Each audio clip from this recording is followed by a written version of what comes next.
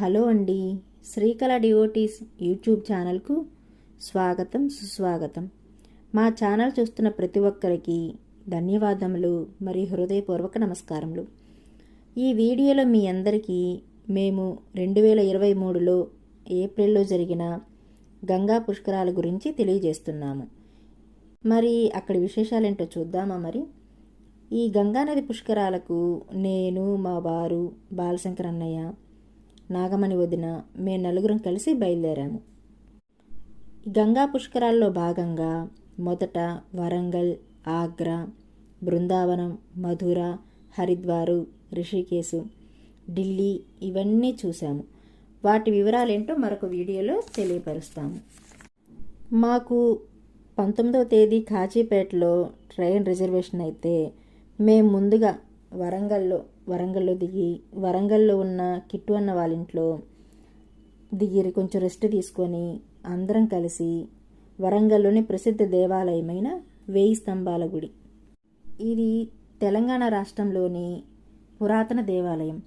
ఇది దాదాపు 12వ శతాబ్దంలో కాకతీయ వంశానికి చెందిన రుద్రదేవ మహారాజుచే చాణుక్యుల శైలిలో నిర్మించబడి కాకతీయ సామ్రాజ్య కళా నైపుణ్యం, విశ్వబ్రాహ్మణ శిల్పుల పనితనానికి మచ్చుతునకగా భావితరాలకు వారసత్వంగా మిగిలింది.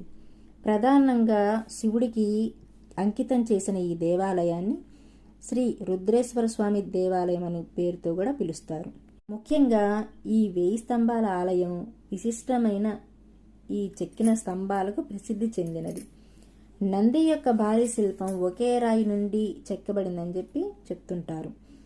ఈ ఆలయ మరొక ఆకర్షణ ఏంటంటే రాతి ఏనుగులు మరియు సుందరమైన చాలా శిల్పాలు చాలా చాలా అద్భుతంగా ఉన్నవి. తర్వాత ఓరుగల్ల ప్రజల ఇలవేల్పు దైవం అయిన భద్రకాళి గుడి అమ్మవారు. ఈ అమ్మవారు కూర్చున్న భంగిమలో ఉంటుంది. అమ్మవారికి 8 చేతులు ఉండగా ఒక్కొక్క చేతిలో ఒక్కొక్క ఆయుధం కలిగి చాలా ఆకర్షణీయమైన కిరీటాన్ని ధరించి భక్తులకు దర్శనమిస్తూ ఉంటుంది.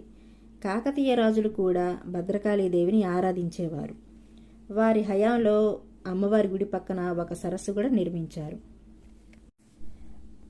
అందరం కలిసి అమ్మవారి దర్శనం చేసుకొని అక్కడ పూజారి గారికి ఒక చీర ఇచ్చి వారికి ఎప్పుడైనా వీలైనప్పుడు కట్టమని చెప్తే వాళ్ళకు మన ఫోన్ నెంబర్ ఇచ్చిన తర్వాత వాళ్ళకు వీలైనప్పుడు కట్టిన తర్వాత మన ఫోన్ నెంబర్కి పంపిస్తారు. అలాగే మాకు కూడా వాళ్ళు కట్టిన చీరని ఫోటో తీసి పంపించారు. ఇలా వాళ్ళు గుర్తుగా చీర కట్టడం, ఆ ఫోటో మాకు పంపడం అనేది చాలా సంతోషాన్ని ఇచ్చింది. ఆ తర్వాత మళ్ళీ కిట్టు అన్న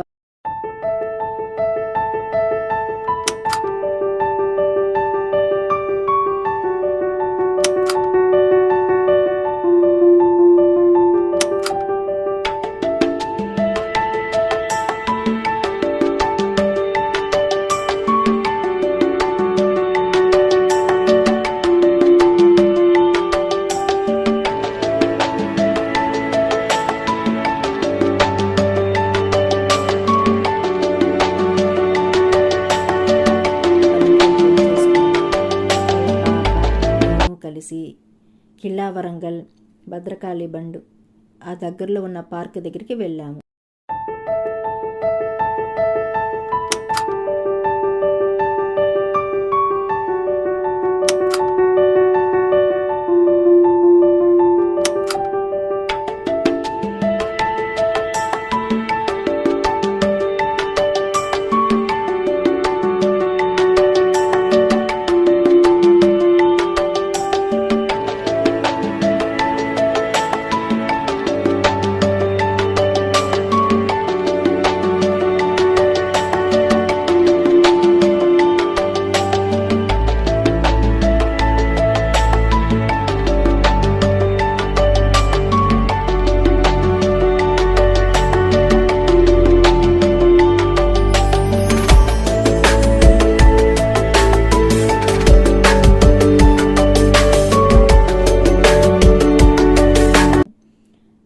అక్కడ అందరూ రకరకాల ఫోటోలు దిగుతూ ఉన్నారు.